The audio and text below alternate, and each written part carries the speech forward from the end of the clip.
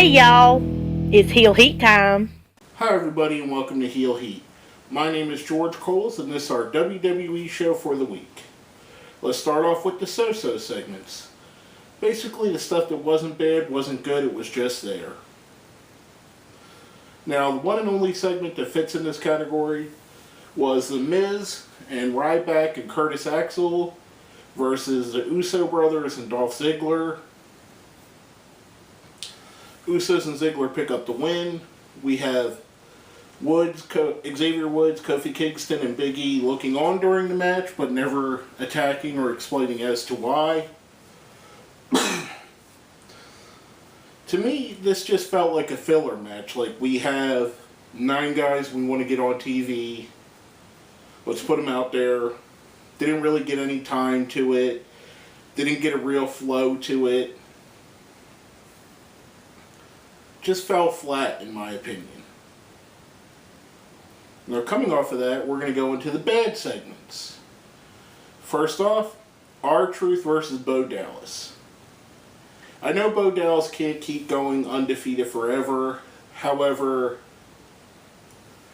how does R-Truth winning help Bo's career? R-Truth has been nothing but a jobber for at least 2 years on television. He's not had any significant wins. He's not had any significant feuds. He hasn't had care about him. Now, I know the story will be Bo was too confident, and that's why R-Truth won. But in my opinion, for someone to beat Bo Dallas, it should start a feud. And I hope this doesn't, because Bo Dallas deserves better than R-Truth feud. Not that there's anything wrong with R-Truth. Good in-ring talent. I think he's a good wrestler. I really do. The problem with him is that he's been booked so poorly that no one will believe him as a credible opponent for anybody. I mean, it's like taking the Brooklyn Brawler, who was a great wrestler as well, and having him wrestle and be in a feud with Bret the Hitman Hart. And trust me, I know it's 2 different talents. R-Truth is a very talented wrestler. The way he's been booked is what I have a problem with. If you build R-Truth and then have him feud with Bo Dallas, I'm okay with that. If you have a guy that doesn't win, that doesn't have any real anything, and a guy that's on a rocket ship ride who's gaining in popularity every week, to me, it just seemed counterproductive. Now, next up, we have Damien Sandow versus Adam Rose. Please, God, stop with the Sandow stuff. Please. He is so talented, and like I just said with R-Truth, I don't want to see a time where this time next year Sandow beats somebody and I go, why does it matter? Rose deserves better than this. Adam Rose's entrance was longer than the match. We didn't get to see none of his skill, none of his talent, none of what he could do in the ring. We got to see a common match with Damien Sandow that lasted shorter than his entrance. I don't know, just to me, I didn't like it. Next up, we have Fandango versus Diego. Diego had Layla and Summer Rae. Again, the ladies cause a distraction. Fandango gets the win. Diego picks up the win over Fandango. And if they're going to go this route, let's stick the 2 ladies with somebody. Let's stick them with whoever. Dolph Ziggler, Adam Rose, Diego, whoever you're going to stick them with, and have that person feud with Fandango. Not this every week they're with a different person and that different person pulls up a win. It's just stupid and silly in my opinion. Next up we have Natalya and Naomi versus Cameron and Alicia Fox. Again, another match that just feels like they took people that were sitting in the back and went, we got 5 minutes to kill, here you go, girls. Natalya and Naomi win. After the match, we see Naomi and Cameron continue their feud. I don't know. I'm not a hater of women's wrestling. As a matter of fact, I'm probably one of the biggest proponents of it when done right. But this is that lazy, boring booking where they just put women on the show, give them a short amount of time, multiple person matches, and no one gets over. To me, it was just bad. Now, coming off of that, we're going to go into our question of the week and hopefully lighten up the mood and make this a more positive show. First off, the question of the week from last week was, who is your favorite face-painted wrestler or favorite face paint on a wrestler? First answers from our friend Dizzlepup. I'm a huge Kiss fan, so I desperately wanted the Kiss Demon to be cool. He has to be Crow Sting. It fits his character so well, and it was pretty edgy for the time. My favorite WWE one was probably Boogeyman, cool paint job, and a freak of a character. Dizzle, I agree with you. Kiss is fucking awesome. I'm a huge fan myself. I mean, really, Kiss wrestling, it should have been a no-brainer. It should have worked extremely well. But this was WCW at the end, so that's what you get for that. Next is our friend Cyan Williams. For me, it's Sting. I didn't watch Sting when he was a surfer, but when he turned into Crow Sting, I was hooked. I love that he changed his look as the wrestling business changed into the mid-90s. Most wrestlers couldn't pull that off. I agree. It's almost two different wrestlers altogether. Even the ring style changed a little bit. I mean, he still did some of his signature moves that were from the surfer era, but he became more of a, how can I say it, Met technician as opposed to a high flyer. Next up's from our friend Yellow Lion 3250. My favorite is a man called Sting, face paint. When I was a kid, I would paint my face and play the theme song and run around the house. But an epic fail was the Zodiac, aka Brutus Beefcake, sad, just sad. What can I say? The Dungeon of Doom wasn't the greatest thing ever. More camp than wrestling. I'm starting to see a pattern here if you guys haven't picked up on it. Next up's from our friend at AUP116 from Twitter. I love Sting, but in my opinion, no one's face paint meant more to the character than Vampiro. I'm a huge Vampiro fan, so great call right there. And last but not least, our friend Benjamin Me.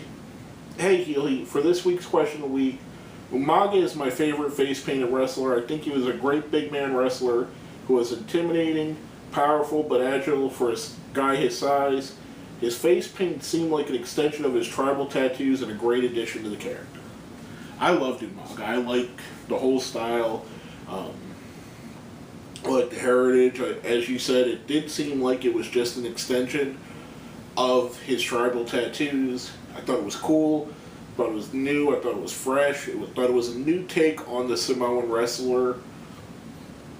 I wish he was still alive today. I thought he was awesome.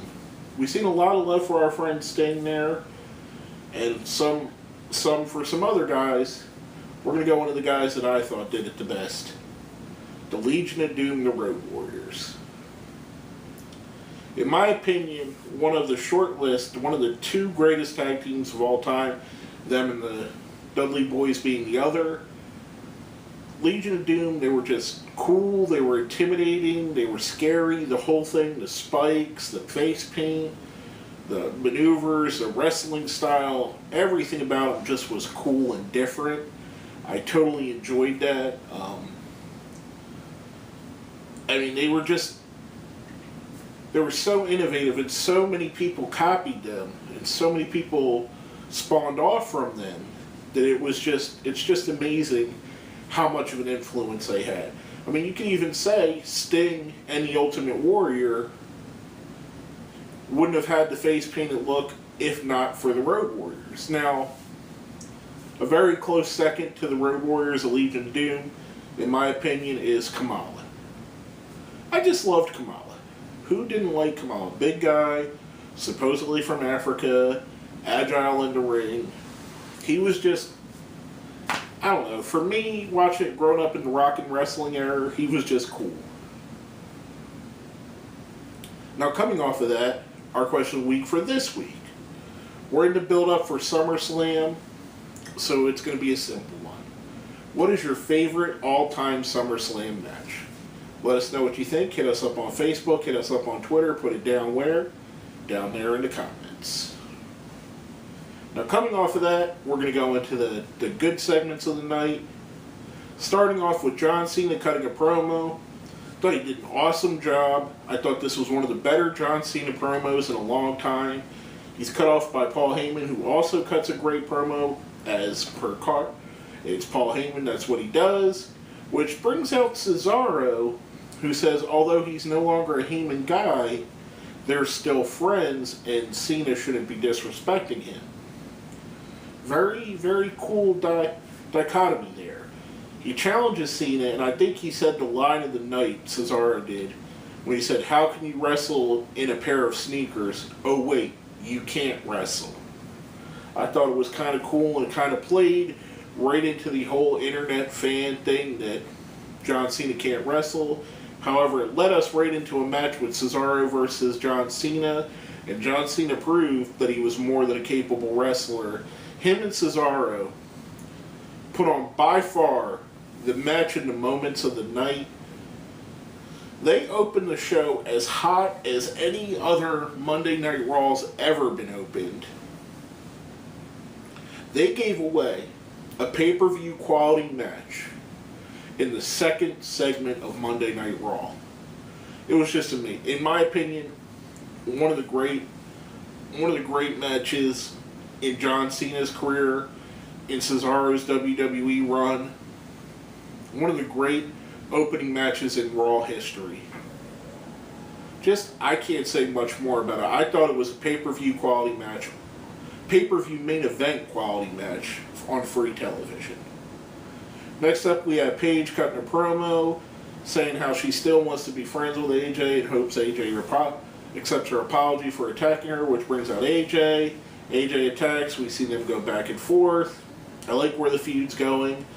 I like that we're seeing the side of Paige where she's a little bit more sadistic. I hope she goes fully that route and drops the fake "I want to be friends" sting. I think it's a good way for her to go. And I think it gives AJ Lee a great heel to play off of.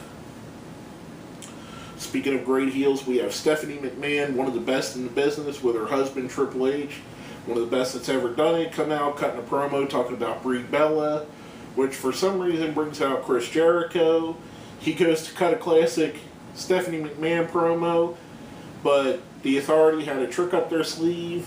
Seth Rollins comes up and hits him with the Money in the Bank case, leading to them making a match for later in the show. After that, we have Rusev and Lana in the ring. Lana's cutting one of her promos, which brings out Zeb Coulter and Jack Swagger. Zeb retorts.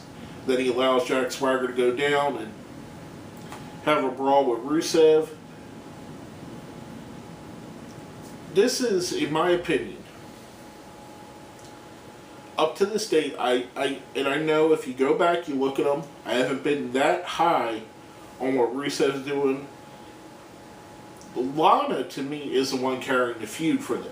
However, Rusev against Swagger is becoming one of those must-see feuds. And Swagger, going so quickly from heel to face, and this being his first real face run, I think he's doing an awesome job. I think this is great. I think it's got everything you need to make a nice, fun feud. You have the evil foreigner versus the American, a gimmick that's played on and on and on for years and years. I mean, all the way back to the 50s and 60s, when guys like Fritz von Erich played Nazis. Or Baron von Raschke. They were Nazis. They played coming out of World War II. Then you got your guys like Mr. Saito and Mr. Fuji, the Japanese. Then as the years go on, you have your Russian characters like Nikolai Volkov, like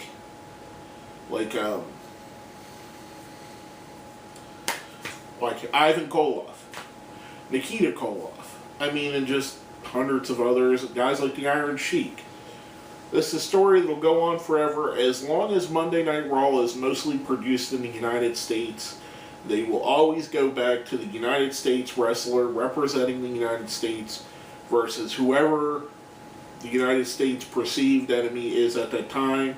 At this point, the Russian Confederacy, or whatever they call it now, is the perceived bad guy in the world, at least on this side of the world. I don't know how it plays out everywhere else. Maybe Rusev's the hero everywhere else but America, which would be cool too, because that's kind of like the Bret Hart, Steve Austin thing. But just a great set of promos again, hyping and moving the feud along. Which brings up to our next match of the night, Kane versus Roman Reigns. Match never gets started because Randy Orton attacks Roman Reigns. As we've seen earlier in the night, Randy Orton was told that he was taken out of the main event for SummerSlam because he needs to handle his business with Roman Reigns. Came out, handled his business, laid a beat down on Roman Reigns. We've seen Roman looking vulnerable, which I think adds to a character. We've seen Orton looking strong, which he hasn't had for a while, which adds to his character. We've seen a little tension between Orton and Kane. Kane helped out a little bit, then moved away and let Orton take the spotlight. Thought it was a good feud builder and a good way to give us something to care about with their match coming up at SummerSlam. Now next up, we have the promised match of Chris Jericho versus Seth Rollins. Match is going good. These two guys, probably a dream match for most wrestling fans, and probably Seth Rollins himself thought that this was one of the matches he probably never thought in a million years he would ever get to do. We get him going well. Y2J gets on the offensive, looked like he's about to win. Boom, here come the Wyatts. Wyatts attack Chris Jericho. Again, wrestling's a paint-by-number system, guys. You give us a guy, you give us this guy versus this guy, give them a reason why they're feuding.